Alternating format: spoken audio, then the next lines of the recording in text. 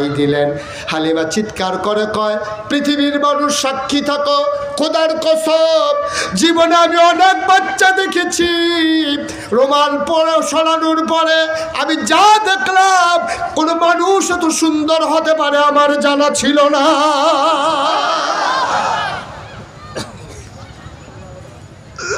মানুষ এত সুন্দর হয় কেমনে? কি সুন্দর তার চোখ, কি সুন্দর তার নখ, কি সুন্দর তার মুখ, কি সুন্দর তার ঠোঁট। আমি অবাক বিস্ময়ে তাকিয়ে আছি। কবি সাহিত্যিকেরা কয়, হালিমা কথা বলতে সাবধানে বইল, তুমি বলতেছো এত সুন্দর মানুষ দেখে নাই, দেখবা কেমনে হালিমা, এর চাইতে সুন্দর করে আমার আল্লাহ কাউকে বানায় না। দেখবা কেমনে, কেমনে দেখবা, আর চাইতে সুন্দর করে আমার আল্লাহ তো কাউকে বানায় নাই। হালিমা কয়, আমি অবাক বিস্ময়ে তাকিয়ে আছি। আমি মনে মনে দোয়া করতেছিলাম, আমি তো তারে দেখতেছি, সে তো আমারে দেখে না। আমার দিকে যদি একটা নজর তাকাইতো, আমি কাউরে কিচ্ছু বলি নাই। খোদার কসম হঠাৎ করে দেখলাম তার চোখের পাতাটা দুলতেছে। আমি চিন্তায় পড়ে গেলাম। আমার মনে হইল চোখের পাতা তো নয়, মনে হইল মৃদুমন্দ বাতাসে ফুটন্ত গোলাপের গোলাপি রঙের দুইটা পাপড়ি যেন দুল খাইতেছে।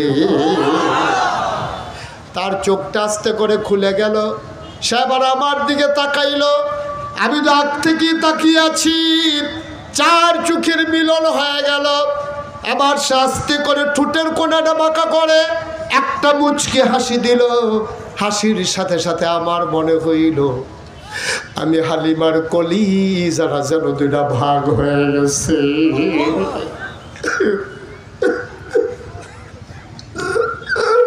আমি দৌড়িয়া ঘরের বাইরে গেলাম। আমি আমার স্বামীকে বললাম, স্বামী টাকা পয়সার কোনো হিসাব নাই, এই বাচ্চা ফলাই আমি যাইতে পারবো না। পারলে টাকা দেবে না, পারলে নাই, এই বাচ্চা ফলাই আমি যাইতে পারবো না। হালিমার স্বামী কয়, পছন্দ হইলে নিয়ে নাও। আমেনা দৌড় দিয়া ঘরে ঢুকলেন, ডাক দেয়া কয়, আমেনা গো, আমেনা পারলে টাকা দিও, না পারলে নাই, তাড়াতাড়ি বাচ্চারা আমার কুলে দাও, এই বাচ্চা ছাড়া আমি বাঁচবো না গো আমেনা, আমি বাঁচবো না, তাড়াতাড়ি দাও। আমেনা কয়, বাচ্চা নেওয়ার আগে কথা আছে, এই বাচ্চা সাধারণ বাচ্চা না, এটা কিন্তু আজব বাচ্চা। 10 মাস 10 দিন আমার পেটে ছিল। বাচ্চা পেটে আসলে মায়েরা খাইতে পারে না, বমি বমি ভাব হয়। বাচ্চা পেটে আসলে মায়েদের মাথা ঘুরায়। খোদার কসম, মোহাম্মদ 10 মাস 10 দিন পেটে ছিল, আমি টেরে পাই নাই আমার পেটে যে বাচ্চা আছে।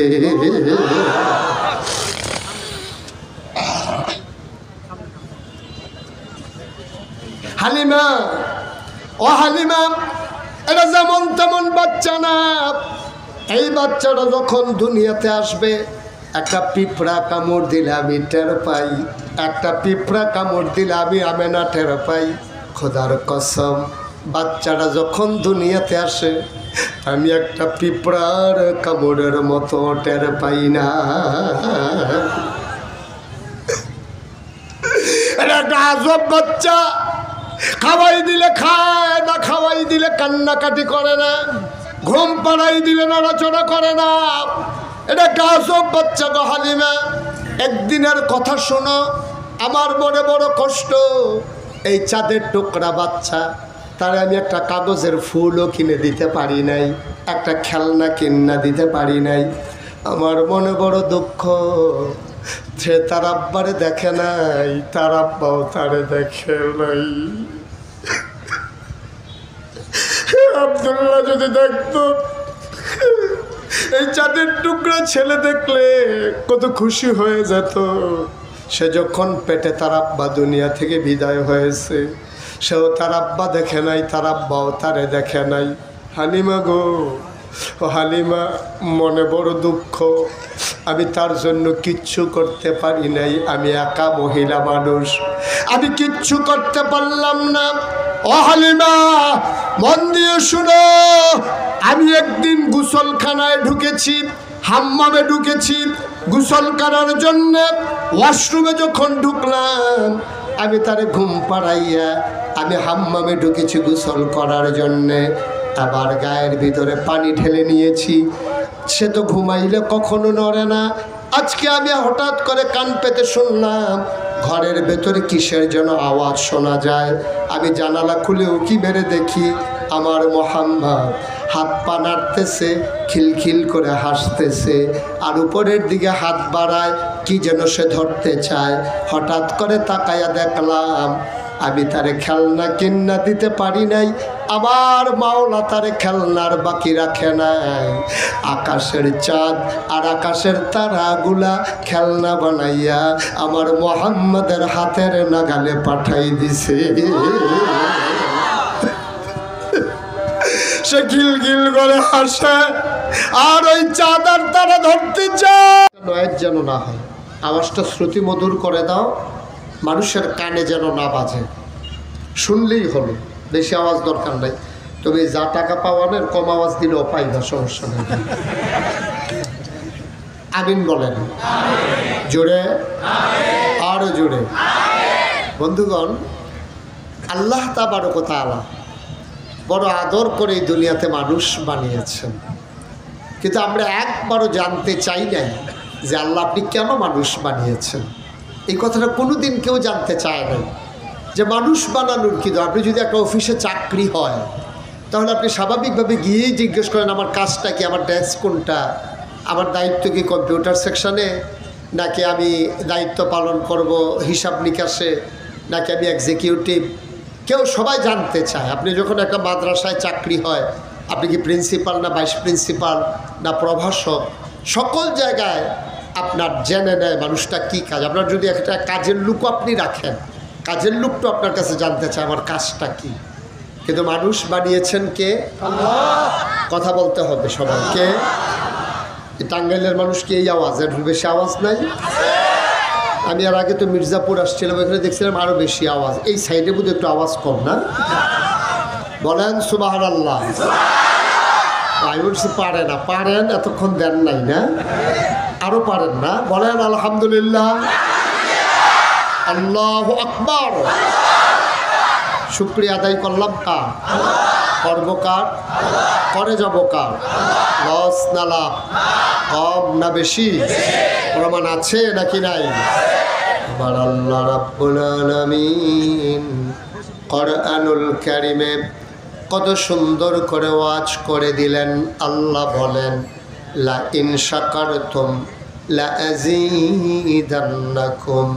ও দুনিয়ার মানুষ, নিয়ামত পেয়ে যদি শুকরিয়া আদায় করবে, যেই নিয়ামত পেয়ে শুকরিয়া আদায় করবে, শুকরিয়া আদায়ের কারণে ওই নিয়ামত আমার আল্লাহ আরো বহুত গুণে বাড়িয়ে দেবেন। বলেন সুবহানাল্লাহ। আমার আল্লাহ যা বলেন তা করেন নাকি করেন না? কম কম না বেশি বেশি? প্রমাণ আছে নাকি নাই? কোরআনুল কারীমে 30 পারায় সূরা বুরুজের শেষ অংশে আল্লাহ কত সুন্দর করে ওয়াজ করে দিলেন। আল্লাহ বলেন ফাআলুল লিমা ইউরিদ। আমার আল্লাহ এমন আল্লাহ, তার যা মন চায় ওই কাজটাকে আমার আল্লাহ বেশি বেশি করে দেন। বলেন সুবহানাল্লাহ। আল্লাহ দুনিয়ার মানুষের মতো না। দুনিয়ার মানুষ বলে একটা, করে আর একটা, ঠিক কিনা? বিপদে পড়লে একরকম, বিপদ দূর হয়ে গেলে আর এক রকম, দিনের আলোতে একরকম, রাতের আধারে আর এক রকম। আমার আল্লাহ কখনোই এমন না।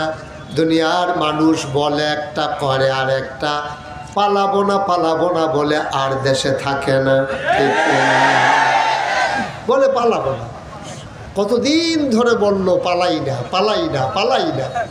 12টার পরে আর খুঁজেই পাওয়া গেল না। এটাই হচ্ছে মানুষ। সুবিধা একরকম, অসুবিধা হয়ে গেলে আরেক রকম, ঠিক কিনা কন? বন্ধুরা আমার, ভাইরা আমার, আমার আল্লাহ রাব্বুল আলামিন তিনি কখনো ওয়াদা খেলাফ করেন না।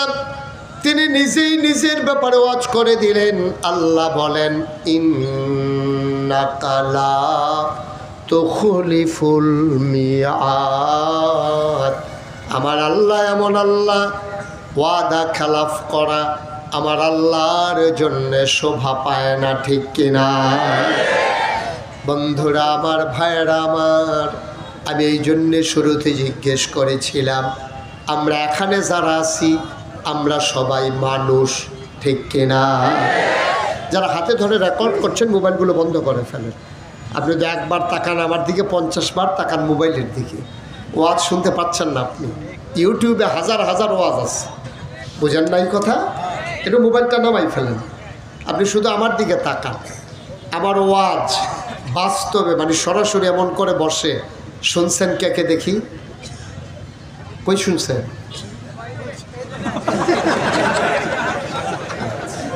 মানে কেউ শুনে নাই। ইউটিউবে মোবাইলে দেখছেন কে কে দেখি? আমি ছাড়া আর জালা আমির সব ছাড়া সবাই দেখছে না? মাশাআল্লাহ। আমি হাত নাম বলেন আলহামদুলিল্লাহ। তো সবসময় তো ইউটিউবের ভিতরেই দেখছেন, তো এখনও যদি ভিতরেই চাই থাকে তাহলে আমি আর বাইরে এলাম কী করতে? তাই ভিতরে থাকতাম, এটাই ভালো আছিল আমার, না? সবাই মোবাইলগুলো বন্ধ করে দেন। কথা বুঝেন নাই? মোবাইল বন্ধ করে, যে বন্ধ করতে বলো। আহা, একজন একজন করে বলা লাগবে?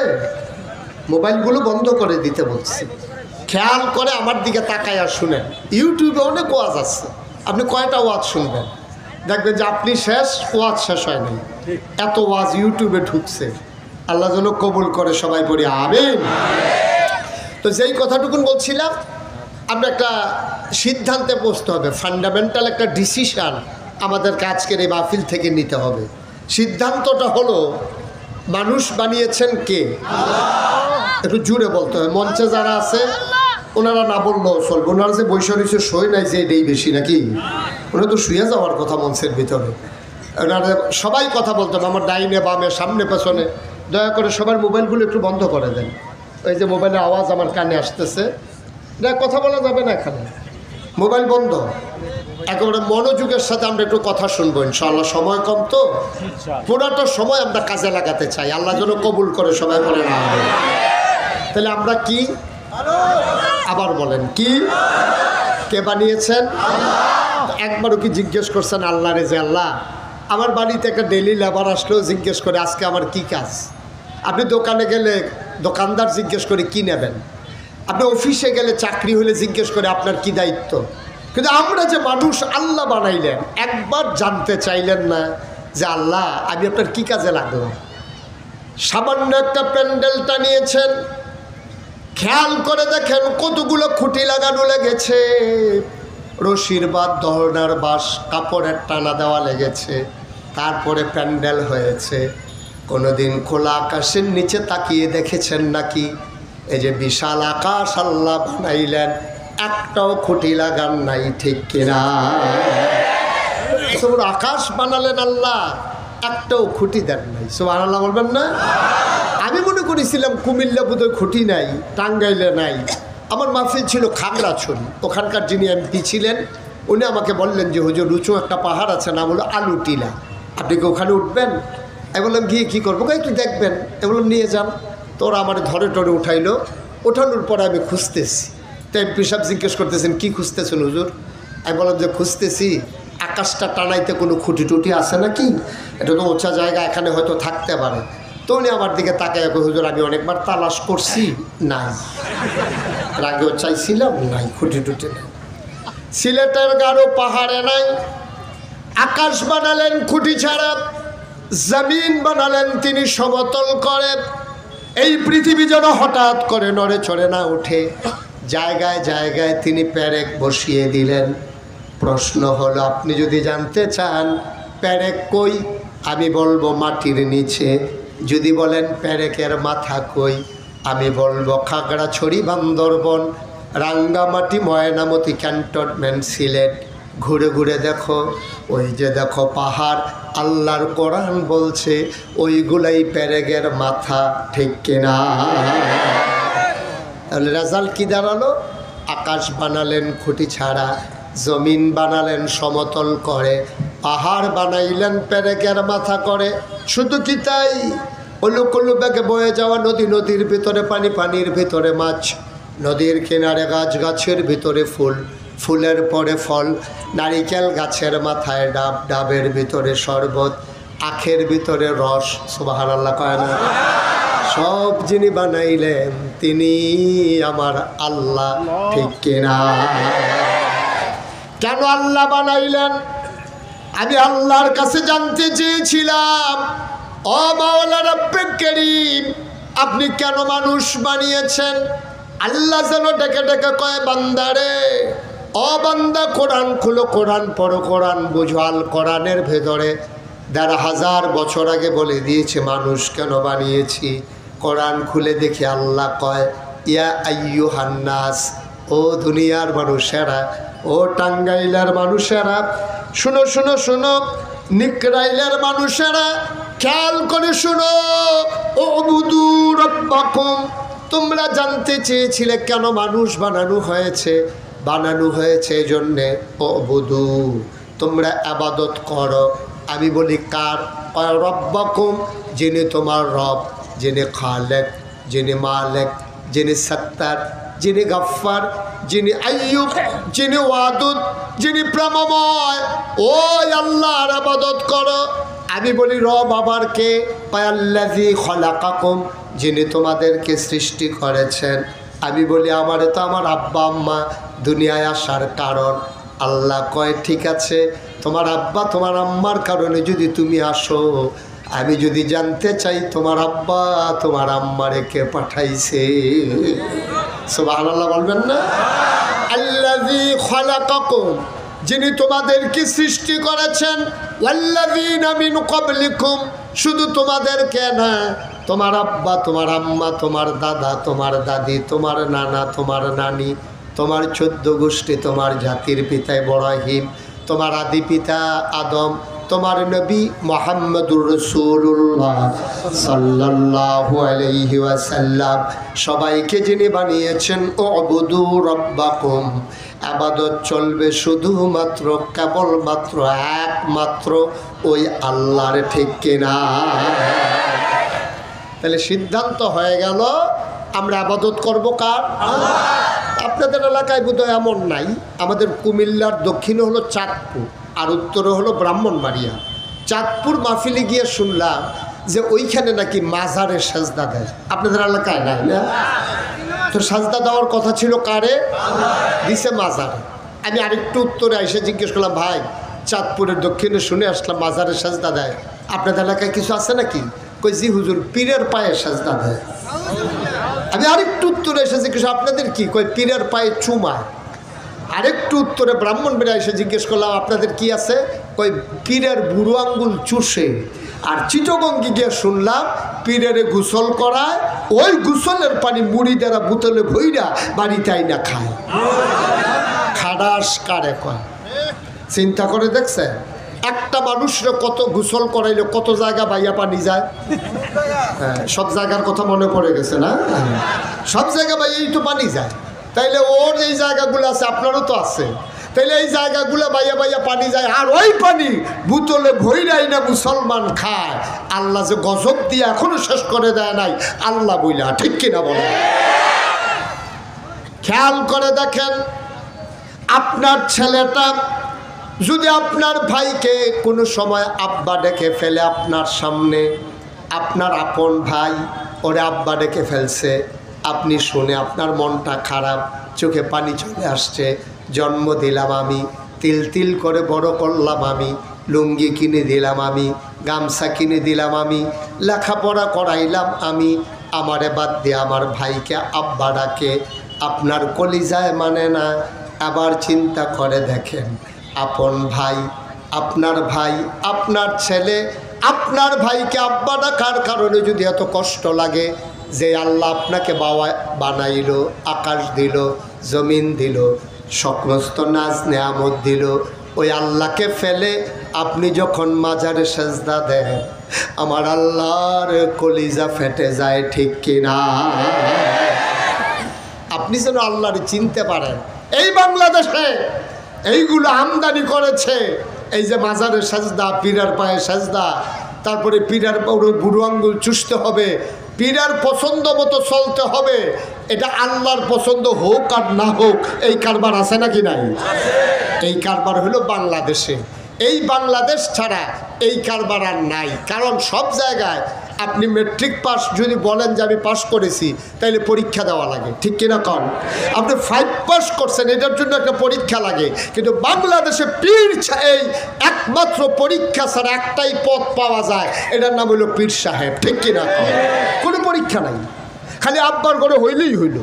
এটা যদি 2টা ঠ্যাং নাও থাকে তাও সে পীর, এটা কানে শুনে না তাও পীর, এটা ব্যাককল তাও পীর, ঠিক কিনা কন? এটা হলো বাংলাদেশ। এখানে সব কিছুর পরীক্ষা লাগে। আর্মিতে ভর্তি হইতে পরীক্ষা লাগে, পুলিশে যাইতে হলে পরীক্ষা লাগে। এই যে ছেলেরা বসাই দেন, বসো বসো তাড়াতাড়ি। হ্যাঁ, সবাই কনা আমিন। উঠি নাই, সামান্য সময়, এর ভিতরে আবার উঠবা কেন? সুন্দর করে বসে থাকো। তাইলে বাংলাদেশের সব জায়গায় আপনার পরীক্ষা দিয়ে পাশ করা লাগে, একমাত্র পীর সাহেব এটা হওয়ার জন্য পরীক্ষা লাগে না, আব্বার ঘরে হইলেই হয়। লেখাপড়া জানুক আর না জানুক, ইসলাম মানুক আর না মানুক, ইসলামের জ্ঞান থাকুক আর না থাকুক, পীরের ঘরে পীর, এটা আজব রীতি, ঠিক কিনা কম? এই আজব রীতি আমাদেরকে ধ্বংস করে দিচ্ছে। এখন পীর সাহেবের জ্ঞান নাই, এখন পীর সাহেব যেটা বলে মুরিদেরা সেটা মানে। এখন পীরের ইসলাম সম্পর্কে জ্ঞান নাই, এই জন্য ইসলাম বহির্ভূত অনেক কাজ পীরের কারণে ইসলামে ঢুকে গেছে, ঠিক কিনা কম? তার তো জ্ঞান নাই। আর মুরিদারা তো অন্ধের মতো মানে, কোনো যাচাই বাছাই নাই, বিশ্বাস কইছে, এর উপরে আর কোনো কথা নাই, ঠিক কিনা কম? এটা গজব করে দিছে আমাদেরকে ধ্বংস করে দিছে। হ্যাঁ, আপনি পীর সাহেবকে ততক্ষণ পর্যন্ত মানবেন তিনি যতক্ষণ কোরআন হাদিস মানেন, ঠিক কিনা কম? কারণ আপনার মন মতো ইসলাম হবে না, ইসলামের মন মতো আপনাকে হইতে হবে, ঠিক কিনা কন? কখনো আপনার মন মতো ইসলাম হবে না, এটা আপনি সাদা কাগজে লেখা রাখেন। তো হইতে হবে, মন চাইলে মানেন, না চাইলে বইলে বিদায় নিয়ে যান, এটা আপনার ব্যাপার। আপনার চাইতে ভালো ভালো মানুষ কাফের আছে, আল্লাহর কিচ্ছু হয় নাই, কিচ্ছু হয় নাই। সূর্য একটু দেরিতে উঠে নাই, দিনও ছোট হয়ে যায় নাই, চতুর্দশী পূর্ণিমার চাঁদ আকাশে হাসাও বন্ধ হয় নাই। আপনার জন্য ইসলাম আটকে থাকে নাই, আপনি ইসলামের জন্য আটকে আছেন, ঠিক কিনা বলেন? ভাই আপনি মানেন, আমার কোনো আপত্তি নাই, তবে অন্যায় আদেশ, কোরআন সুন্নাহ বহির্ভূত আদেশ আপনি মানা যাবে না। বাংলাদেশে এখনও দেখেন আলেম ওলামাকে মানুষ কত শ্রদ্ধা করে, পীর মাশায়েখদেরকে কত ভালোবাসে। লাউয়ের বিচিটা লাগানোর সময় নিয়ত করে প্রথম লাউটা হুজুরের, মাছটা পাইলে নিয়ত করে মাছের মাথাটা হুজুরের, গরু জব করার সময় নিয়ত করে গরুর কলিজাটা হুজুরের, ছেলে বিদেশ পাঠানোর সময় নিয়ত করে যে আমার এই ছেলে বিদেশ গেলে প্রথম বেতনটা হুজুরের। আপনি খেয়াল করছেন? আপনি খেয়াল করছেন? আপনি মাছের মাথা, গরুর কলিজা, গাছের লাউ, প্রথম বেতন, আরামের কম্বল সব আপনি পাইলেন। আমি বললাম যে যদি মানুষ আপনাকে দেয় আপনি নেন, আমার আপত্তি নাই। যেহেতু আপনি সব কিছু প্রথম নেন, ইসলামের উপরে যদি কখনো আঘাত আসে সবার আগে আপনাকেই পিঠ পেতে দিতে হবে, ঠিক কিনা? সব খাইবেন আগে আগে, সব নিবেন আগে আগে। আর যখন মারামারি শুরু হয়ে যায়, নবী নিয়ে কথা হয়, ইসলাম নিয়ে কথা হয়, আপনি মুরিদরে পাঠাই দিবেন, দেখো তো কি ঘটনা ঘটতে আছে, আপনি খানকায় শুয়ে থাকবেন, এটা কখনো ইসলাম হতে পারে না, ঠিক কিনা? আপনি খাবেন সব আগে আগে, আপনি পিঠও পেতে দেবেন সবার আগে আগে। আপনি তো মোটা তাজা বানানো হয়েছে, ফিটা যেন 2টা বেশি নিতে পারেন, এই জন্যই, ঠিক কিনা কন? আপনি সব আগে আগে খাইলেন। আর ইসলাম নিয়ে যখন ষড়যন্ত্র হয়, এই বাংলাদেশে যারা দিন কায়েম করতে চায়, যারা দিনের পথে চলতে চায়, যাদেরকে অন্যায়ভাবে মিথ্যা ট্রাইব্যুনাল সাজিয়ে মিথ্যা সাক্ষী দিয়ে ফাঁসিকাষ্ট যখন ঝুলানো হয়, আমার নবীর ব্যাপারে ফ্রান্সে যখন কার্টন হয়, বাংলাদেশের কোনো হক্কানি পীর মাশায়েখ তো দূরের কথা, কোনো ঘরানার পীর মাশায়েখের মুখে আমি একটা শব্দ শুনি নাই, ঠিক কিনা বলেন?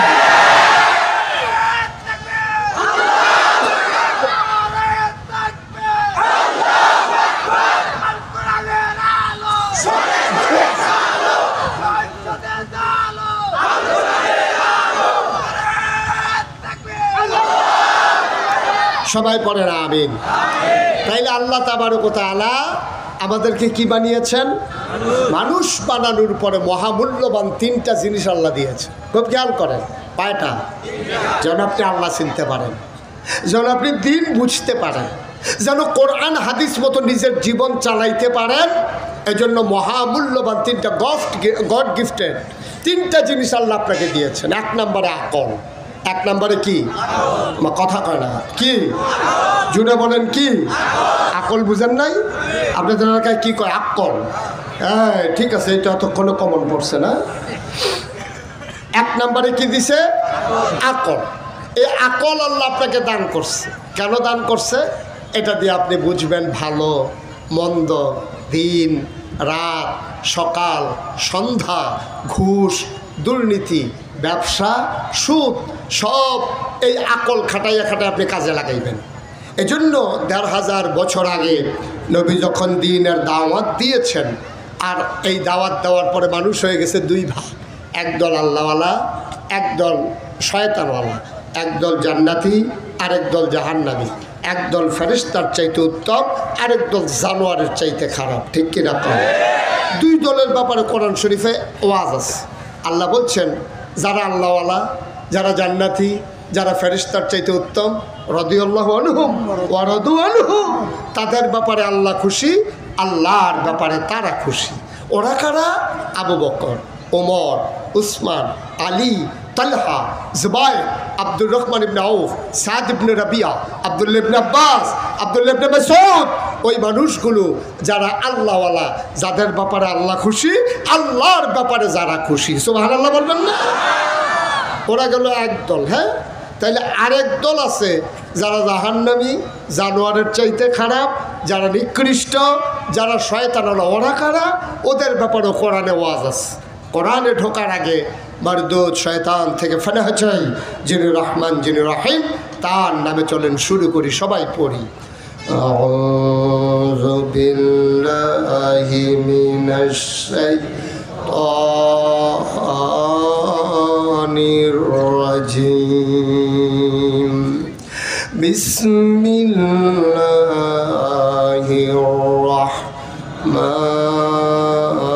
রাহমানির রাহিম।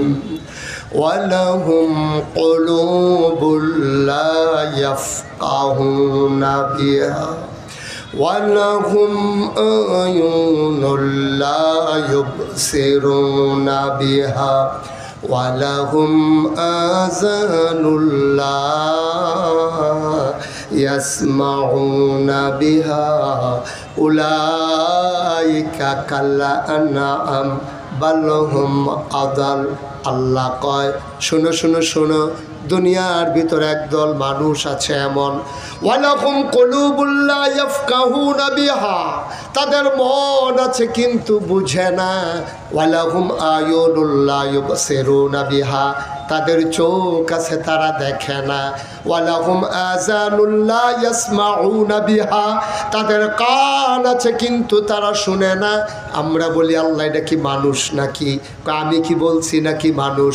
উলাইকা কাল আনআম, ওরা হলো চতুষ্পদ জানোয়ারের মতো। আমি বলি আল্লাহ সে কি জানোয়ার? আল্লাহ কয় না, বালহুম আদাল, এটা জানোয়ারের চাইতে আরো নিকৃষ্ট। ঠিক কিনা? মন থাকার পরে বুঝে না, চোখ থাকার পরে দেখে না, কান থাকার পরে শুনে না। উলাইকা কাল আনআম, ওরা চতুষ্পদ জানোয়ারের মতো। এমন মানুষ বাংলাদেশে আছে নাকি? নাই? জায়গা মতোই আছে, জায়গা মতোই আছে। আপনার চোখ আছে কিন্তু তার আকল আছে, লোকটার দাম আছে। চোখ নাই কিন্তু আকল আছে, লোকটার দাম আছে। হাত নাই, আকল আছে, লোকটার দাম আছে। চোখ, মুখ, নাক, কান, সুটাম দেহের অধিকারী সব আছে কিন্তু আকল নাই। আল্লাহ কউলাইকা কাল আনআম, ওরা হলো চতুষ্পদ জানোয়ারের মতো। আল্লাহ কয় না, বাল হুম আদাল, এটা জানোয়ারের চাইতে আরো নিকৃষ্ট। ঠিক কিনা? আরো সহজ করে বলি, কথা তো একটা মনে পড়ছে, এটা বলে ফেলাই না? সবাই পড়ে না? আমি, আমার বাসা হচ্ছে কুমিল্লা শহরে।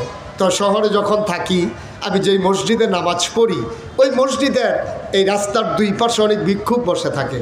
তো ওই ভিক্ষুকেরা, একটা ভিক্ষুকের সাথে আমার খুব খাতির। ও চোখে দেখে না, আমি চেষ্টা করি ওর একটু সহযোগিতা করার জন্য। তা আমি যখনই যাই ওরে কিছু না কিছু দেওয়ার চেষ্টা করি। তো আমার এক বন্ধু একবার যখন কুমিল্লা শহরে গেছে, তাই আমি বললাম যে দোস্ত আমার সাথে দেখা করলে তুমি মসজিদে চলে আইসো, ওখানে আমরা একসাথে নামাজ পড়বো, কথা হবে। তো দুস্থ যাওয়ার পরে, বন্ধু যাওয়ার পরে কথা বলতে বলতে বের হয়ে গেছি। ওই ভিক্ষুকের কথা আমার আর মনে নেই। তো ভিক্ষুক তো জানে আমি আসলে কিছু না কিছু দেবই, তো আমার আওয়াজ শুনে তো আর আমার দেখে না, অন্ধ মানুষ। তা আমি যখন বন্ধুর সাথে কথা বলতে বলতে বের হচ্ছি, ও আমার ডাক দিয়ে বলতেছে, হুজুর আপনি কি চলে যাইতেছেন? আমি কারে না, আইতে আছি। আমি যখন ফেরত গেলাম তা আমার বন্ধুকে বললাম যে এই লোকটা যে অন্ধ, তার কিন্তু সাংঘাতিক আকল। বললে কি চোখে দেখেন আবার কিসের আকল? আমি এখনই টের পাই না। তা আমি পকেট থেকে একটা 10 টাকার নোট বের করে দিলাম, দিয়ে আমি হাসি দিয়ে বললাম যে শোনো, আজকে আমার বন্ধু আসছে, মন ভালো আছে, এই জন্য তোমার 100 টাকার একটা নোট দিলাম। দিছি কত? কথা ঘুমাই গেছেন সব? বলছি কত দিছি? 10। বলছি কত? ও করছে কি, টাকাটা হাতে নিয়ে কি জানি দেখা আমার দিকে তাকাইয়া হাসি দিয়া বলতেছে, শয়তানি করেন? কি শয়তানি কয়? 10 টিকা। আমার চোখে পানি চলে আসছে। আমি চিন্তা করলাম মানুষটা চোখে দেখে না, সংসার করে যে মহিলাটার সাথে 30 বছর, মহিলাটা কথা না বললে মানুষটা চিনে না। জন্ম দেওয়া সন্তান কথা না বললে বাবা চিনে না। মানুষটা চোখে দেখে না, তার স্ত্রী চিনে না, সন্তান চিনে না, কোনোদিন আকাশ দেখে নাই, সুন্দর ধরনী দেখে নাই, তার স্ত্রীকে দেখে নাই। কিন্তু আকল গুণে মানুষটা ঠিক ঠিক 10 আর 100 চিনে ফেলছে। তাইলে বোঝা গেল ওই যে চোখ আছে, মুখ আছে, নাক আছে, কান আছে, কিন্তু আকল নাই। ওই মানুষটার চাইতে চোখ ছাড়া আকলওয়ালা মানুষটার দাম কম না বেশি? ঢাকা ইউনিভার্সিটির প্রফেসর, ঢাকা ইউনিভার্সিটির প্রফেসর, 4টিখানি কথা না, যেমন তেমন কথা মনে করেন না। ওইখানে ছাত্র হিসাবে চান্স পাওয়াই কঠিন। আর ও ইউনিভার্সিটির প্রফেসর কি বলে ফেলছে গত কয়েক বছর আগে, এখন তো আর বললে সামরা থাকবে না, ও ভালোই বুঝে। এটা আগে বলছে আর কি, ওই সেই সময় আর কি, কোন সময় তো বুঝছেনি না। হ্যাঁ, 5 তারিখের আগে। হ্যাঁ, উনি বুঝছে, মনে রাখছে আবার তারিখটা। ঢাকা ইউনিভার্সিটির প্রফেসর বলে ফেলছে কি, খুব খেয়াল করেন, বলতেছে যেই সব মেয়েরা পর্দা করে, বোরকা পরে, হেজাব লাগায়, নেকাব লাগায়, ওরা ঢাকা ইউনিভার্সিটিতে পড়ার দরকার নাই। আপনার সবাই একমত? আপনার কি সবাই একমত? তো ওনার মেয়ে মেধাবী ছাত্রী ঢাকা ইউনিভার্সিটিতে চান্স পাইল, তো ওনার মেয়ে তো উনি পর্দায় রাখছে, ওনার স্ত্রীকে উনি পর্দায় রাখছে। এখন পর্দা করে কেন? ওনার মেয়ে হওয়ার কারণে ওনার মেয়ে ঢাকা ইউনিভার্সিটিতে পড়তে পারবে না। আপনাদের কি মত? পারবে না? অবশ্যই পারবে, কারণ ওই প্রফেসর জানে না বেটা ঢাকা ইউনিভার্সিটি কেমনি হয়েছে। তোমার কি মনে আছে? ঢাকা ইউনিভার্সিটি হয়েছিল মুসলমানের জায়গায়, মুসলমানের টাকা দিয়া। আজকে তোমার বেতন কোত্থেকে নেও জানো? আবার রিক্সাওয়ালা যখন একটা বন রুটি খায়, এটার 15% ভ্যাট সরকারের ঘরে জমা হয়। 1 কেজি পেঁয়াজ কিনলে তার একটা ভ্যাট জমা হয়। তুমি একটা শার্ট কিনলে তার একটা টাকা সরকারের ঘরে জমা হয়। আমার রিক্সা শ্রমিক জনতার, খেটে খাওয়া মানুষের 92% জন লোক মুসলমানের টাকায় ঢাকা ইউনিভার্সিটির ওই সেই কর্মকর্তা উপাচার্য থেকে শুরু করে 4র্থ শ্রেণীর কর্মচারী পর্যন্ত তাদের বেতন হয় আমার আপনার টাকায়। ঠিক কিনা বলে? যেই দেশে 92% জন লোক মুসলমান, যেই দেশ মসজিদের দেশ, যেখানে আজান শুনে আসার নামাজ পড়ে, দরুদ পড়তে পড়তে ঘুমোতে যায়, ফজরের আজানে আবার ঘুম ভাঙে, যেই দেশে হক্কানি আলেম ওলামা পীর মাশায়েখেরা নেংটির বদলে লুঙ্গি পরা শিখিয়েছে, হরে রামের জায়গায় কলমা পড়তে শিখিয়েছে, শ্রীর জায়গায় মোহাম্মদ লিখতে শিখিয়েছে, টিকির বদলে টুপি পড়তে শিখিয়েছে, সেই 92% জন লোক মুসলমানের দেশে শীততাপ নিয়ন্ত্রিত কক্ষে বসে পুলিশ পাহারায় ইসলামের ফরজ বিধান পর্দার বিরুদ্ধে তুমি কথা বলো। আমি বলেছি শীততাপ নিয়ন্ত্রিত কক্ষে পুলিশ পাহারায় বলো সহজ, পাল্লে টাঙ্গাইলের জমিনে এসে বলো পিঠার চামড়া নিয়ে ঢাকা যাওয়া যাবে না।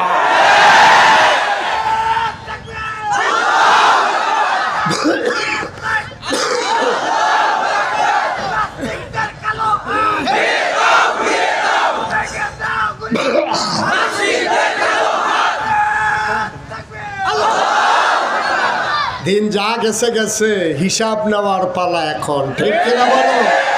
এখন আর এক চেটিয়া হবে না, 50-50, তোমার অর্ধেক আমার অর্ধেক, ঠিক কিনা বলো? এই দেশে তোমাদের বাবার বাড়ি, আর আমরা মামার বাড়িতে বেড়াইতে আসছি না? তোমার যেমন বাবার বাড়িটা আমারও বাবার বাড়ি, অথচ তোমার চাইতে আমার শিকল অনেক গভীরে।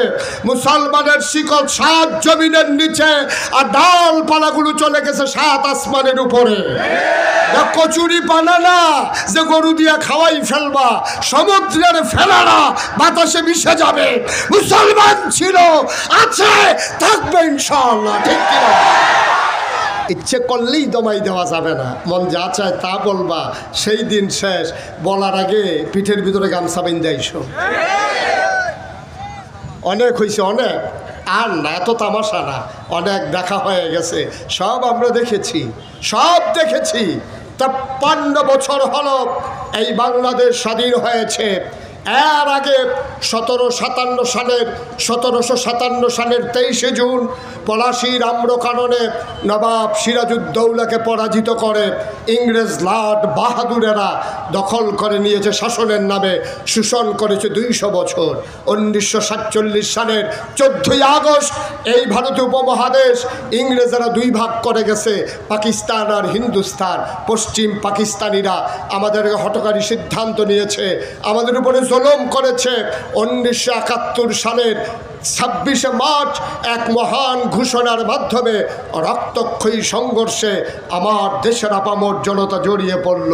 হাজারো প্রাণের বিনিময়ে, মায়ের ইজ্জত আবরুর বিনিময়ে 1971 সালের 16ই ডিসেম্বর পৃথিবীর মানচিত্রে আমরা একটি নতুন দেশ দেখলাম। দেশের নাম আমার সোনার বাংলা, আমি তোমায় ভালোবাসি।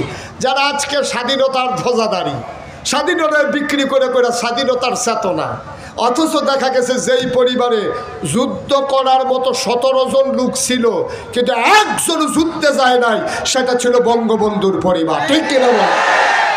17 জন লোক ছিল যুদ্ধ করার মতো, একজন যুদ্ধে যায় নাই।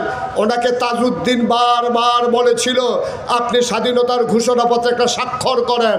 তিনি রাগ করে বলেছিলেন, আমি তো স্বাধীন হতে চাই না, আমি অবিভক্ত পাকিস্তানের প্রধানমন্ত্রী হতে চাই। আজকে ওরা হলো স্বাধীনতার ধ্বজাধারী, আর আমরা হয়ে গেলাম রাজাকার। স্বাধীনতার পরে জন্ম নিয়ে যদি রাজাকার হওয়া লাগে, এই রাজাকার আমরা সবাই হতে চাই, ঠিক কিনা? রাজাকার হওয়ার জন্য আমরা প্রস্তুত, এর জন্য যা করার তাই করব। এই বাংলাদেশের স্বাধীনতা কোনো দলের কাছেই নিরাপদ না। আমরা দেখেছি 71 থেকে 2023 সাল, এই 53টা বছর 2024 পর্যন্ত কত দল ক্ষমতায় আসলো আর গেল, বাংলার খেটে খাওয়া মানুষের ভাগ্যের বদল হয় নাই, ঠিক কিনা বলো? কাদের ভাগ্য বদল হয়েছে? পিয়ন হয়েছে 400 কোটি টাকার মালিক, ভাগ্য বদল হয়েছে পিয়নের। একটা দেশের প্রধানমন্ত্রী সোশ্যাল মিডিয়া, ইলেকট্রনিক্স মিডিয়া, শত ক্যামেরা তার দিকে তাকিয়ে আছে, আর উনি হাসতে হাসতে বলতেছেন যে আমার পিয়ন 400 কোটি টাকার মালিক। এই কথাটা পুরো পৃথিবীতে ছড়াই যেতেছে, লজ্জায় মাথা হেঁট হয়ে যায়। কেউ জিজ্ঞেস করে নাই সেদিন, পিয়ন যদি হয় 400, আপনি না জানি কত। এই কথাটা জিজ্ঞেস করে নাই বলে বেঁচে গেছে। আমরা খেয়াল করে দেখেছি 71 থেকে 2024 কত দল আসলো আর গেল, ক্ষমতার পালা বদল হলো। যারা ক্ষমতায় গেল তাদের ভাগ্যের বদল হলো, খেটে খাওয়া মানুষের ভাগ্য বদল হয় নাই। 24 সালে আজকে স্লোগান তুলতে হবে, সব দলের দেখা শেষ, আলেম ওলামার বাংলাদেশ। আমরা আর দেখতে চাই না তামাশা, অনেক দেখছি আমরা। দুধে ভাতে বাঙালি, মাছে ভাতে বাঙালি, ডাইলে ভাতে বাঙালি, সোনার বাংলা, সব দেখা আমাদের শেষ, ঠিক কিনা বলেন? এবার হিসাব নিকাশ মিলানোর পালা। আপনার যারা খেটে খাওয়া মানুষ, আপনার যারা রিক্সা শ্রমিক জনতা, স্বাধীনতা কাকে বলে আপনি বুঝেন নাই, নাগরিক অধিকার কাকে বুঝেন নাই। কারণ আপনি বঞ্চিত হতে হতে আপনি মনে করেছেন এইটাই বোধহয় জীবন। একবার যদি ইসলামী দলগুলো ক্ষমতায় আসে, আল্লাহর আইন কায়েম হয়ে যায়, আর সৎ লোকের শাসন এসে যায়, তখন আপনি বুঝবেন নাগরিক অধিকার কাকে বলে, ঠিক কিনা বলো? আপনি তো বুঝেন নাই, আপনাকে বুঝতে দেওয়া হয় নাই। 53 বছরে না দিতে দিতে আপনি মনে করছেন এইটাই। ওই যে মালিকে বলছে, হুজুর বলছে তুমি যদি আমার ঘরে কাজ করো, সকালে খাবা, দুপুরে খাবা, রাতে খাবা। আরেক বাটপার মার্কা লোক সিটা, সেই লোক শুই না তারে ডাইকে দিছে। কয় হুজুর কি বলছে? কয় হুজুরের ঘরে যদি কাজ করি, সকালে খাবার দেবে, দুপুরে খাবার দেবে, রাইতে খাবার দেবে। কয় তুমি কি বলছো? কয় আমি রাজি হয়ে গেছি। দত পোকা, আমার ঘরে কাজ করবা, আজকে খাইবা কালকে খাইবা, আজকে খাইবা কালকে খাইবা, কোনো সমস্যা নাই। ডেলি যে একবার পড়ছে সেটার তো খবর নাই। এই যে ঘন ঘন কইছে যে আজকে কালকে শুধু খাইবা আর খাইবা, ডেলি একবার। আর হুজুরের ঘরে ডেলি কয়বার? 3বার। আর আমরা এত বোকা যে সুন্দর করে বলতে পারি ওইটাই মেনে নেই, আজকে কালকে। ওইটার উপরে আমাদের বিশ্বাস আছে, 3 বেলা খাবারের উপরে আমাদের বিশ্বাস নাই। ঠিক কিনা বলে? সুতরাং ওরা যারা আজকে কালকে ওরা বাটপা, ওরা চিটার, ওরা 2 নম্বর, মানুষের অধিকার হরণ করতে চায়। ঠিক কিনা বলো? আপনার অধিকার আপনি নেবেন, আমি দেওয়ার কে নেওয়ার কে? আমার তো দেওয়ারও কিচ্ছু নাই, নেওয়ারও কিচ্ছু নাই। আপনারটা আপনার, কিন্তু আপনারটা আপনাকে দেওয়া হয় নাই। সিএনজিওয়ালা সিএনজি চালাবে, স্ট্যান্ডের ভিতরে জিবি দিতে হবে কেন? এই প্রশ্ন একবারও আসে নাই। ঠিক কিনা বলো? বাস ড্রাইভার বাস চালাবে, কেন তাকে এই মুড়ে মুড়ে টাকা দিতে হবে? এটা আজও জানতে চাওয়া হয় নাই। কন্ট্রাক্টর তার কন্ট্রাক্টারই করবে, সেখানে অফিস কেন খরচ দিতে হবে? বাংলার মানুষ আজও বুঝে নাই। এই স্বাদ পেতে হলে ওই আল্লাহর আইন আর সৎ লোকের শাসন আমাদের লাগবেই লাগবে। ঠিক কিনা বলো? আর কোনো বিকল্প নেই, ওয়াদার করার কিচ্ছু নাই। আপনার প্রয়োজনে আপনি আনবেন, আপনার প্রয়োজন আপনার দরকারে আপনি নেবেন, আমার দরকারে আপনি নেওয়ার দরকার নাই। আমার দরকার আপনি নেওয়ার দরকার নাই। কারণ যারা আল্লাহর আইন চায়, সৎ লোকের শাসন চায়, তারা দায়িত্ব বুঝে। আপনি মনে করেছেন যে ওনারা বোধহয় এমপি হওয়ার খায়েশ জাগছে, ওনারা বোধহয় প্রধানমন্ত্রী হওয়ার খায়েশ জাগছে, কিন্তু আমাদের মনে ভয় আছে। উমরকে আমরা দেখছি কেমন করে প্রধানমন্ত্রিত্ব করা লাগে। ঠিক কিনা বলে? আমাদের আর রুচি নাই। উমরের মতো মানুষ, আবু বকর সিদ্দিকের যখন ইন্তেকাল হয়ে গেছে, উমরকে খুঁজে পাওয়া যায় না। কই গেছে উমর? খুঁজে পাওয়া যায় না। সব মানুষ পেরেশান হয়ে গেছে, উমর কই? আমরা তো চিন্তা করেছি আবু বকরের পরে উমরকে ক্ষমতায় বসাবো। উমর দরজা বন্ধ করে ঘরের ভিতরে কাঁদতেছেন। দরজা খুলে দেখে একেবারে পাঞ্জাবি ভিজে গেছে কাঁদতে কাঁদতে। লোকজন জানতে চাইল আপনি কি করতেছেন, আপনি কই গেছেন? আবু বকরের পরে রাষ্ট্র পরিচালনা করবে কে? আমি এই ভয়েই তো লুকাই গেছি, কারণ আমি জানতাম তোমরা আমারে ধরবা। কিন্তু আমার তো বড় ভয়, ফুরাত তীরে আমার শাসনামলে একটা কুকুর যদি না খেয়ে মারা যায়, আর কিয়ামতের ময়দানে আল্লাহ যদি আমারে ডাক দেয়, ওমর রে ওই কুকুরটা কেন না খেয়ে মারা গেল, জবাব দে। আমি সেই ভয়ে দরজা বন্ধ করে ঘরের ভিতরে লুকিয়ে আছি। সুবহানাল্লাহ বলবেন না? এত মজা মনে করছো? মজা তো তাদের জন্য যারা ব্রিজ করার নামে রডের বদলে ব্রিজের ভিতরে বাঁশ দেয়, তাদের জন্য ক্ষমতা মজা। ঠিক কিনা কও? যারা কোটি কোটি টাকা কানাডায় পাচার করে, আমেরিকাতে পাচার করে, ইন্ডিয়ায় যারা বাড়ি বানায়, যারা মালয়েশিয়ায় সেকেন্ড হোম বানায়, তাদের জন্য ক্ষমতা মজা। কিন্তু যারা আল্লাহওয়ালা মানুষ, তাদের জন্য ক্ষমতা না, ক্ষমতা মজা তো দূরের কথা, ক্ষমতা হলো গলায় গামছা লাগানো। ঠিক কিনা কও? মুসলমান মন দিয়ে শোনো, 1 নম্বরে আল্লাহ কল দিলেন। কয়টা জিনিস আল্লাহ দিয়েছেন? মাশাআল্লাহ, সচেতন শ্রোতা। 1 নম্বরে আকল, 2 নম্বরে কোরআনুল কারীম। এই কোরআনে 500 আয়াত আছে, যে আয়াতগুলোকে বলা হয় আহকামুল কোরআন। এই 500 আয়াত মেনে মেনে চলা। সুবহানাল্লাহ কয় না? 3 নম্বরে তোমাকে দিয়েছেন মহামূল্যবান জিনিস, নবী মুহাম্মদুর রাসূলুল্লাহ সাল্লাল্লাহু আলাইহি ওয়াসাল্লাম। বলেন সুবহানাল্লাহ। সবচেয়ে বড় নিয়ামত, খুব খেয়াল করে শুনেন, আদর্শ নবীকে পাঠাইলেন আল্লাহ আমাদের জন্য। বাচ্চাদের বসান, যে যেখান থেকে উঠে বসাই দিয়ে। এটাই তো আমাদের দেশে সমস্যা। দুষ্ট খারাপ উঠে যাওয়া মানুষ বেশি না, পুরা মাহফিলের ভিতরে 2 জন, কিন্তু কেউ যে ডাকে না, এটা হলো মূল সমস্যা। যদি ডাক দেওয়ার লোক থাকতো, ক্ষমতা পালা বদলের পরে 330 জন একসাথে পালাই যাওয়া লাগতো না। ঠিক কিনা বলে? ডাক দেওয়ার নাই বলেই তো বানানো লাগছে। ডাকও শোনে না, ডাক দেওয়ার লোকও নাই। ডাক দিবেন, থামাই দেবেন, তাইলে সমাজ সুন্দর হয়ে যাবে, ঠিক কিনা কম? তাইলে কোনো দেশে পৃথিবীর ইতিহাসে আমি যতটুকু লেখাপড়া করেছি, পৃথিবীর ইতিহাসে সরকার বদল হয়েছে আর 330 জন মেম্বার অফ পার্লামেন্ট, আমলা কামলা, ডিসি এসপি পুরাটা একবারে দেশ থেকে উধাও, এমন পৃথিবীর কোনো ইতিহাস নাই, ঠিক কিনা বলেন? শুধু বাংলাদেশে না। কারণ কি? কারণ হইল আমি এমন কাজ করছি লোকচক্ষের সামনে যাইতে আমার ভয় লাগে, আমার ফিটা শুরু হয়ে যায় কিনা। আপনাকে তো আপনারা খেয়াল করছেন কিন্তু কিনা জানি না, একটা লোকও কিন্তু দাবি করে নাই দেশ ত্যাগ। সবাই বলছিল দফা এক দাবি এক, বাকিটা কি? পদত্যাগ। পদত্যাগ, হ্যাঁ না? তা সবাই বলছিল দফা এক দাবি এক, পদত্যাগ। একটা লোক, একটা ছাত্র, একটা রাজনৈতিক দল অথবা কোনো একটা পাগল, সেও বলে নাই দফা এক দাবি এক, দেশ ত্যাগ দেশ ত্যাগ। এই কথা কেউ কোনোদিন বলে নাই। কিন্তু আল্লাহর ফায়সালা এত কঠিন ফায়সালা। আল্লাহ কয় তোমরা যা বুঝো আমি কি কম বুঝি? আমি তো তোমাদের চেয়ে অনেক বেশি বুঝি। আমি জানি পদত্যাগে হবে না, দেশ ত্যাগ।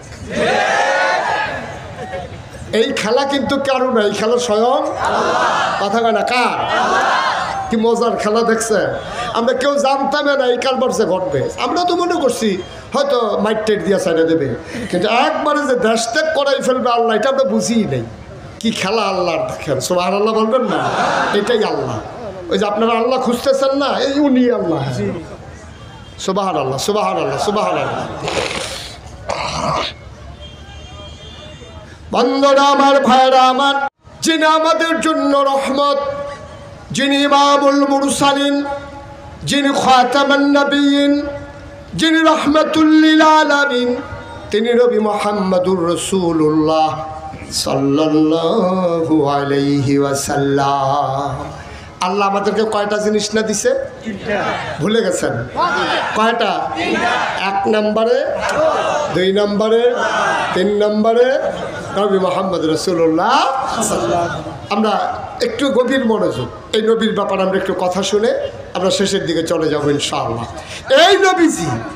এই নবীজিকে আল্লাহ যখন পাঠাইলেন, সুবহানাল্লাহ বলবেন না? আর আমাদের তো জানতে মন চায়, আল্লাহ আপনি নবীরে কি হিসাবে পাঠাইলেন? আল্লাহ যেন আবার উল্টা জিজ্ঞেস করে আমার ব্যাপারে তোমাদের ধারণা কি? আমরা বলে দিছি আল্লাহ এটা কি নতুন কথা? 5 ওয়াক্ত নামাজে প্রতি রাকাতে আমরা না আপনার ব্যাপারে ধারণা বলে দিছি। আলহামদুলিল্লাহ রাব্বিল আলামিন, সমস্ত প্রশংসা শুধু আপনার জন্য।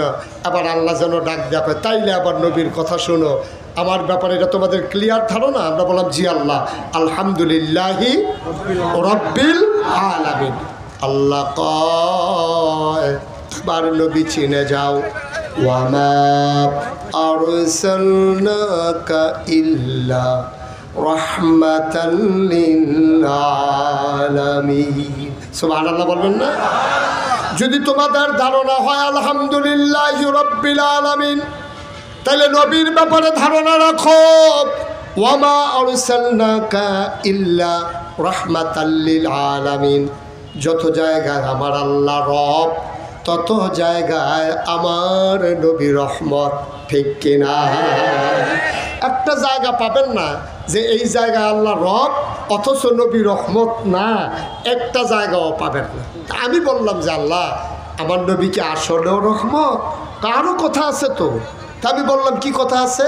আল্লাহ কয় ফাবিমা রাহমাতিন মিনাল্লাহ, فبما رحمة من الله لنت لهم ولو كنت فظا غليظ القلب لانفضوا من حولك فاعف عنهم واستغفر لهم وشاورهم في الأمر فإذا عزمت فتوكل على الله إن الله يحب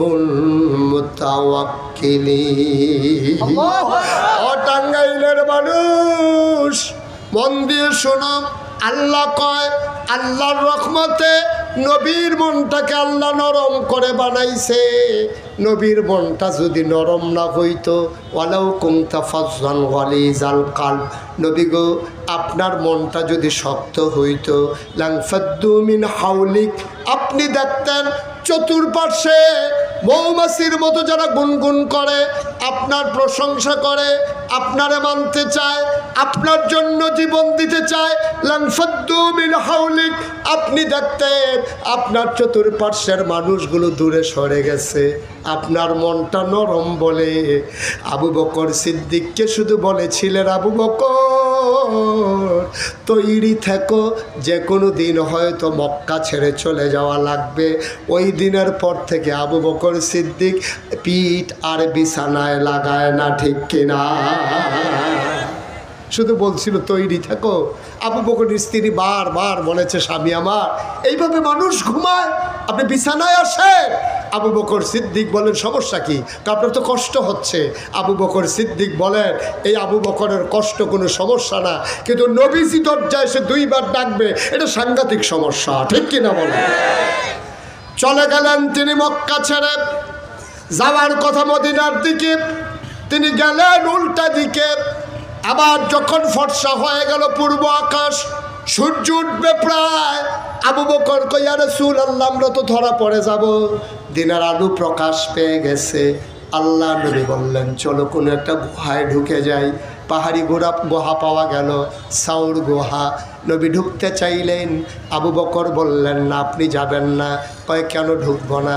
কয় পাহাড়ি বিচ্ছু থাকতে পারে, সাপ থাকতে পারে, আপনাকে কামড়ে দিতে পারে, আপনি বাইরে দাঁড়ান, আমি দেখে আসি গুহাটা নিরাপদ কিনা।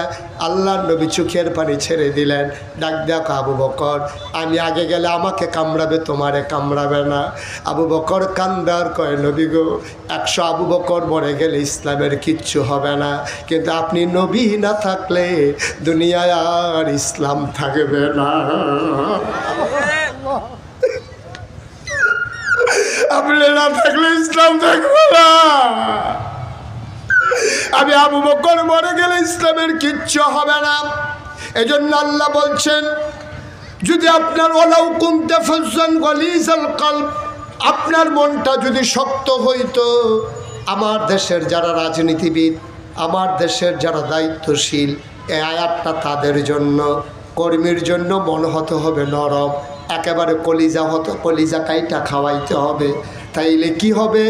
আর নাইলে আপনি দেখবেন মন যদি শক্ত হয়ে যায়, কর্কশ ভাষী হন, আপনার আচরণে যদি মানুষ কষ্ট পায়, লানফাদ্দু মিন হাওলিক, আপনার চতুর্পার্শ্বে যারা আছে আপনি তাদের কাউকে খুঁজে পাবেন না, ঠিক কিনা?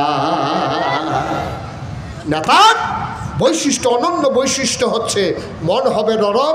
ফাফানহুম, আপনি মাফ করে দেবেন। ওয়াস্তাগফির লাহুম, আপনি আল্লাহর কাছে মাফ চাইবেন। ওয়াশাওিরহুম ফিল আমর, যে কোনো ব্যাপারে আপনি আপনার অধীনস্থদের সাথে পরামর্শ করবেন। এটা হচ্ছে 4টা গুণ নেতার ভিতরে থাকতেই হবে। তিনি ওয়ার্ড সভাপতি হন, তিনি থানা আমির হন, আর জেলা আমির হন, আর একেবারে কেন্দ্রীয় আমির হন। এই 4টা গুণ অনন্য বৈশিষ্ট্য আল্লাহ কোরআনে 1000 বছর আগে আলোচনা করে দিয়েছেন, ঠিক কিনা বলেন? এই 4টা না থাকলে সব শেষ, সব শেষ। আবার দেখেন নবীর মনটা যে নরম, এই ব্যাপারে আপনাদের ধারণা আছে তো নাকি? এবার একটু চিকন কথা, খুব খেয়াল করে শুনতে হবে, সূক্ষ্ম কথা। নবীজি যে বছর জন্মগ্রহণ করলেন, এই বছর তৎকালীন জামানায় মক্কার সম্ভ্রান্ত বংশাবলী মানুষ যারা, ওরা কিন্তু নিজের বুকের দুধ বাচ্চাদেরকে খাওয়াইতো না। তো বাচ্চা খাবে কি? তায়েফ একটা শহর ছিল, কিয়াফ, কথা কয় না, কিয়াফ। তায়েফ থেকে একদল মহিলা আসতো, আইসা নবীর এই বাচ্চাগুলো নিয়ে যাইত, দুধ খাওয়াইয়া টাকার বিনিময়ে আবার আইনা দিয়া যাইত। তো যেই বছর নবী জন্মগ্রহণ করেছে, এই বছর তায়েফ থেকে একদল মহিলা রওনা করেছে। মনে করেন রওনা করছে গাজীপুর চৌরাস্তা থেকে, আসবে টাঙ্গাইল ভুইয়াপুর। কই আসবে? রওনা করছে কোত্থেকে? গাছ। আর সবাই কথা কয় না, কোত্থেকে রওনা করছে? আসবে কই? টাঙ্গাইল ভুইয়াপুর। একদল মহিলা তায়েফ থেকে রওনা করছে, আসবে মক্কা। এখন এই গাজীপুর থেকে রওনা করে চন্দ্রা চৌরাস্তার কাছে আসার আগে এক মহিলা চিৎকার করতে বলতেছে, নাই। কয় কি নাই? কয় আমার সাথেই ছিল। আরে কি ছিল? কয় যে ছিল সে নাই। কই কি নাম? কয় হালিমা। সুবহানাল্লাহ বলবেন না? সবাই আছে, একজন নাই। কি নাম? হালিমা। তো সবাই বলতেছে আমরা কি অপেক্ষা করব নাকি ভুইয়াপুর চলে যাব? কয় বংশাবলী মানুষের বাচ্চা, সন্ধ্যা হয়ে গেলে আবার দেয় না দেয়, চলো আমরা তাড়াতাড়ি চলে যাই। হালিমার উটটা তো দুর্বল, আবার সেই উটের উপর উঠছে তিনজন, হালিমা, হালিমার স্বামী, হালিমার ছেলে আব্দুল্লাহ। এই তিনজনকে নিয়ে উঠবো তো শুয়ে গেছে, আমরা চলো চলে যাই। সবাই চলে আসছে। আইসা ভুইয়াপুর কার বাড়িতে বিল্ডিং আছে, কার আব্বা জাপান থাকে, কার আব্বা আমেরিকা থাকে, কানাডা থাকে, কাদের বড় বড় বিল্ডিং ব্যবসা, ওই সব বাচ্চাগুলা সবাই টাকার বিনিময়ে নিয়ে রওনা করছে। রওনা করে গেছে মির্জাপুর। কই গেছে? মির্জাপুর। আরে কথা কয় না, দেখি মির্জাপুর কুমিল্লা নাকি আপনাদের টাঙ্গাইলে, তো এটা বলতে সমস্যা কি? কই গেছে? মির্জাপুর যাওয়ার পরে সবাই বাচ্চা নিয়ে যাইতেছে আর হালিমা আসতেছে। কথা কয় না, সবাই হালিমা ক্রস করছে মির্জাপুর। হালিমা দেখে সবার কোলে বাচ্চা, ওয়া ওয়া ওয়া, কান্দে না কান্দে না, সান্ত্বনা দিতে আছে। হালিমা কয় যে কে সবাই কি বাচ্চা নিয়ে এসে পড়ছো? কয় তো তোমার জন্য বসে থাকবো, তুমি তো চন্দ্রার আগেই পিছনে পড়ে গেছো, তো তোমার জন্য আমরা কি বসে থাকবো, আটকে থাকবো নাকি? বাচ্চা নিয়ে আসছি। আর বাচ্চা নাই ভুইয়াপুরে? কয় হ্যাঁ, একটা বাচ্চা আছে, তার বাপ নাই। সুবহানাল্লাহ বলবেন না? ইয়াতিম একটা বাচ্চা আছে, তার আব্বা নাই। হালিমার স্বামী বলতেছে যে দরকার, চলো যাই, পছন্দ হইলে আনবো, নাইলে নাই। হালিমা ছিল হিসাবি মহিলা। হালিমা বলতেছে এই যেই বাপের বাচ্চা না, যেই বাচ্চার বাপ নাই, তো সে টাকা দিবে কোত্থেকে? তার মা এতিম বাচ্চার জন্য টাকা দিতে পারবে? চলে না, আবার আর বাচ্চা লাগবে না, আমরা চলে যাই। হালিমার স্বামী বুঝাইয়া শোনাইয়া নিয়ে আসছে ভুইয়াপুর। ভুইয়াপুর মসজিদের কাছে আইসা কাবা ঘরের কাছে গিয়া হালিমার স্বামী দাঁড়াইছে। কাবা ঘরের পার্শ্বে হুজুর দেখছে, জিজ্ঞেস করছে ঘর কোনটা? তখন আঙ্গুল দিয়া দেখাই দিছে। মনে করেন ভুইয়াপুর আইসা মসজিদের সামনে দেখে হুজুর দাঁড়াই রয়েছে। তো হালিমা জিজ্ঞেস করতেছে, হুজুর এখানে যে একটা এতিম বাচ্চা আছে নাম মোহাম্মদ, ঘরটা কোনটা? আপনি কি চিনেন? চিনি মানি, এই মসজিদে ইমামতি 15 বছর, দাওয়াত খাইতে খাইতে তামা তামা করে লাইছি সব। চিনি না বলতে কোনো ঘর আছে নাকি? কি করা লাগবে কর? কয় মোহাম্মদ যে তার আব্বার নাম তো আব্দুল্লাহ। সুবহানাল্লাহ বলবেন না? আমাদের ভাই হইতো, ভালো মানুষ ছিল, সে তো নাই, তো এই ঘর খুঁজেন কেন? কয় মোহাম্মদের সন্ধানে আসছি। ওই যে ঘর, কাবার কেনারে যে ঘর, ওই ঘর মোহাম্মদের ঘর।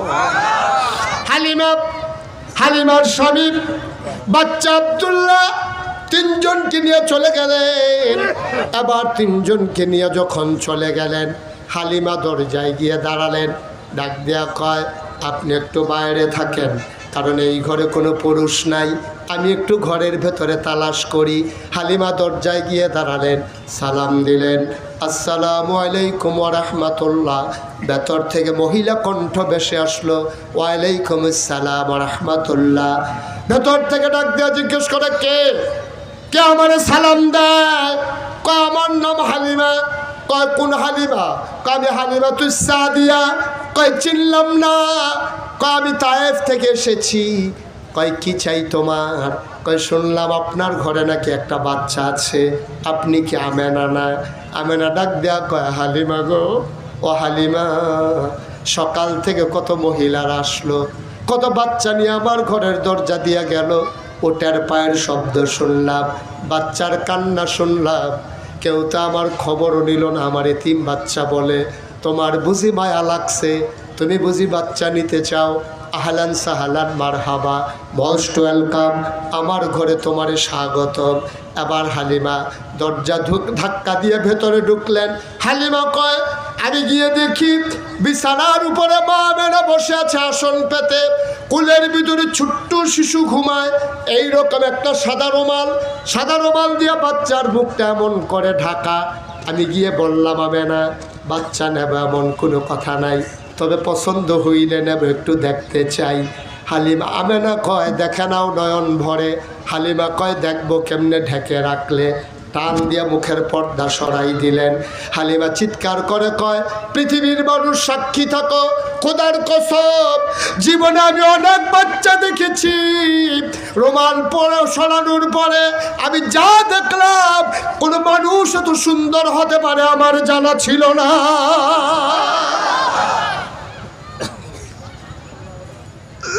মানুষ এত সুন্দর হয় কেমনে? কি সুন্দর তার চোখ, কি সুন্দর তার নখ, কি সুন্দর তার মুখ, কি সুন্দর তার ঠোঁট। আমি অবাক বিস্ময়ে তাকিয়ে আছি। কবি সাহিত্যিকেরা কয়, হালিমা কথা বলতে সাবধানে বইল, তুমি বলতেছ এত সুন্দর মানুষ দেখে নাই, দেখবা কেমনে হালিমা, এর চাইতে সুন্দর করে আমার আল্লাহ কাউকে বানায় না। দেখবা কেমনে, কেমনে দেখবা, আর চাইতে সুন্দর করে আমার আল্লাহ তো কাউকে বানায় নাই। হালিমা কয়, আমি অবাক বিস্ময়ে তাকিয়ে আছি। আমি মনে মনে দোয়া করতেছিলাম, আমি তো তারে দেখতেছি, সে তো আমারে দেখে না। আমার দিকে যদি একটা নজর তাকাইতো, আমি কাউরে কিচ্ছু বলি নাই। খোদার কসম, হঠাৎ করে দেখলাম তার চোখের পাতাটা দুলতেছে। আমি চিন্তায় পড়ে গেলাম। আমার মনে হইল চোখের পাতা তো নয়, মনে হইল মৃদুমন্দ বাতাসে ফুটন্ত গোলাপের গোলাপি রঙের দুইটা পাপড়ি যেন দুল খাইতেছে। তার চোখটা আস্তে করে খুলে গেল, সে আবার আমার দিকে তাকাইল। আমি তো আগ থেকেই তাকিয়ে আছি, চার চোখের মিলন হয়ে গেল। আবার সে আস্তে করে ঠোঁটের কোণাটা বাঁকা করে একটা মুচকি হাসি দিল। হাসির সাথে সাথে আমার মনে হইল আমি হালিমার কলিজারা যেন দুইটা ভাগ হয়ে গেছে।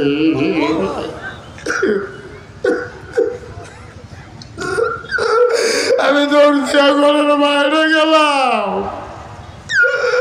আমি আমার স্বামীকে বললাম, স্বামী টাকা পয়সার কোনো হিসাব নাই, এই বাচ্চা ফলাই আমি যাইতে পারবো না। পারলে টাকা দেবে না, পারলে নাই, এই বাচ্চা ফলাই আমি যাইতে পারবো না। হালিমার স্বামী কয়, পছন্দ হইলে নিয়ে নাও। আমেনা দৌড় দিয়া ঘরে ঢুকলেন, ডাক দেয়া কয়, আমেনা গো, আমেনা পারলে টাকা দিও, না পারলে নাই, তাড়াতাড়ি বাচ্চারা আমার খুলে দাও, এই বাচ্চা ছাড়া আমি বাঁচবো না গো আমেনা,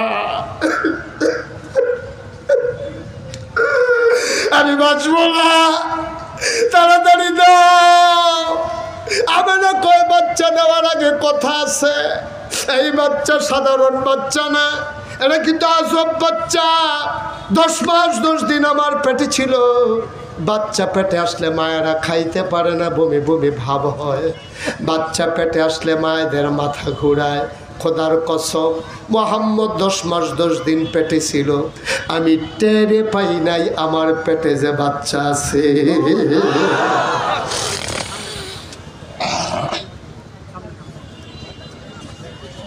হালিমা, ও হালিমা, এটা যেমন তেমন বাচ্চা না।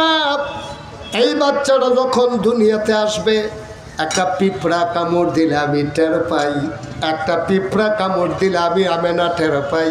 খোদার কসম, বাচ্চাটা যখন দুনিয়াতে আসে, আমি একটা পিঁপড়ার কামড়ের মতো টের পাই না। এটা একটা আজব বাচ্চা। খাওয়াই দিলে খায় না, খাওয়াই দিলে কান্নাকাটি করে না, ঘুম পাড়াই দিলে নড়াচড়া করে না। এটা গাছব বাচ্চা গো হালিমা। একদিনের কথা শোনো, আমার মনে বড় কষ্ট। এই চাঁদের টুকরা বাচ্চা, তার আমি একটা কাগজের ফুলও কিনে দিতে পারি নাই, একটা খেলনা কিনা দিতে পারি নাই। আমার মনে বড় দুঃখ। সে তার আব্বারে দেখে নাই, তার আব্বাও তারে দেখে নাই। আব্দুল্লাহ যদি দেখতো, এই চাঁদের টুকরা ছেলে দেখলে কত খুশি হয়ে যেত। সে যখন পেটে তার আব্বা দুনিয়া থেকে বিদায় হয়েছে, সেও তার আব্বা দেখে নাই, তার আব্বাও তারে দেখে নাই। হালিমা গো, ও হালিমা, মনে বড় দুঃখ। আমি তার জন্য কিচ্ছু করতে পারি নাই। আমি একা মহিলা মানুষ, আমি কিচ্ছু করতে পারলাম না। ও হালিমা, মন দিয়ে শুনো। আমি একদিন গোসলখানায় ঢুকেছি, হাম্মামে ঢুকেছি গোসল করার জন্য। ওয়াশরুমে যখন ঢুকলাম, আমি তারে ঘুম পাড়াইয়া আমি হাম্মামে ঢুকেছি গোসল করার জন্যে। আবার গায়ের ভিতরে পানি ঢেলে নিয়েছি। সে তো ঘুমাইলে কখনো নড়ে না, আজকে আমি হঠাৎ করে কান পেতে শুনলাম ঘরের ভেতরে কিসের যেন আওয়াজ শোনা যায়। আমি জানালা খুলে উকি মেরে দেখি আমার মোহাম্মদ হাত পা নাড়তেছে, খিলখিল করে হাসতেছে, আর উপরের দিকে হাত বাড়ায়, কি যেন সে ধরতে চায়। হঠাৎ করে তাকায়া দেখলাম আমি তারে খেলনা কিনা দিতে পারি নাই, আমার মাওলা তারে খেলনার বাকি রাখে নাই। আকাশের চাঁদ আর আকাশের তারাগুলা খেলনা বানাইয়া আমার মোহাম্মদের হাতের নাগালে পাঠাই দিছে। সে গিল গিল করে হাসে আর ওই চাঁদ আর তারা ধরতে চায়। ও হালিমা, এই বাচ্চা বড় আজব বাচ্চা। হালিমা কয় আমার কাছে আমানত, বিসমিল্লাহ বলে দিয়ে দেন। এবার আমি না কানতে কানতে বাচ্চা হালিমার কুলে উঠাই দিলেন। হালিমা কয় পৃথিবীর মানুষ শোনো, আমার গাটা ছিল শুকনা, আমার বুকে কোনো দুধ ছিল না, বুকের ভিতরে দুধ ছিল না। আমার ছেলে মোহাম্মদ ওই গাজীপুর চৌরাস্তা থেকে ভুইয়াপুর পর্যন্ত আসতে, তায়েফ থেকে মক্কায় আসতে বারবার বুকের ভিতরে চুষণ মেরেছে, একটা ফোঁটা দুধ পায় নাই। আমার বাচ্চারা একটা ফোঁটা দুধ পায় নাই। খোদার কসম, যেই মাত্র আমি মোহাম্মদকে বিসমিল্লাহ বলে কুলে নিলাম, আমি টের পাইলাম আমার শুকনা দুইটা বুক সাথে সাথে দুধে ভরপুর হয়ে গেছে। আমি লাফ দিয়া ঘরের বাইরে গেলাম, আমার স্বামীকে বললাম আর এক সেকেন্ড দেরি না, তাড়াতাড়ি করেন, চলেন চলে যাই। উটের পিঠে আমরা উঠলাম। ওমা আশ্চর্য, উট এখন আর হাঁটে না। আমি চিন্তায় পড়ে গেলাম, উট এমন করে কেন? আমি শক্ত করে ধরে বসলাম। আমরা খেয়াল করে দেখি যে উট নিয়ে পিছনে পড়ে গেছিলাম, উট আর এখন হাঁটে না, উট এখন ঘোড়ার মতো দৌড়া। তাদের সাথে দেখা হয়েছিল কোথায়? মির্জাপুরে। মির্জাপুর যাওয়ার পরে ওরা সামান্য একটু আগাইছে, ওরা পেছন ফিরে তাকাইয়া দেখে হালিমার উট ঘোড়ার মতো দৌড়াইয়া ওদেরকে পেছনে ফালাই আগাই যায়। আগের যারা রওনা করেছে তারা ডাক দেয়া কয়, বান্ধবী ও সই, তুমি কি ভুইয়াপুর গিয়া উট বদলাইছো নাকি? উট কি আগেরটা না? কই উট তো আগেরটাই। কই মিথ্যা বইল না, নিশ্চয়ই তুমি উট বদলাইছো। হালিমা ডাক দেয়া কয়, কে আমার উট দেবে?